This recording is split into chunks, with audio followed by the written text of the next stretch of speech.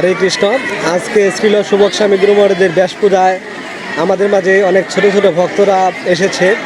তো এই যে একটা আমরা দেখতে পাচ্ছি একটি ছোট মাতাজি, তো আমি তার সাথে কিছু কথা বলবো। হরে কৃষ্ণ মাতাজি, ভালো আছো? হ্যাঁ, আপনি কেমন আছেন? হ্যাঁ, আমি ভালো আছি। তুমি কোন ক্লাসে পড়ো? ক্লাস 4-এ পড়ো, খুবই ভালো। তো তুমি গীতার কোনো শ্লোক পারো? হ্যাঁ।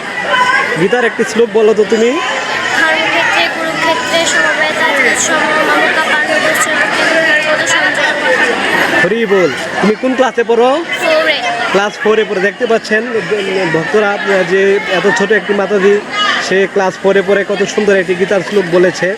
তো এরকমভাবে এবং সে আজকে ছিল সুবক স্বামী গুরু মহারাজের 84তম ব্যাস পূজায় এখানে এসেছে। তো তার পিতা মাতারা নিয়ে এসেছে তাকে। তো আমরাও আমাদের সন্তানদের মন্দিরে নিয়ে আসবো এবং ভগবানের শিক্ষায় শিক্ষিত করবো। হরি বল। হরে কৃষ্ণ। হরে কৃষ্ণ দাও। হরে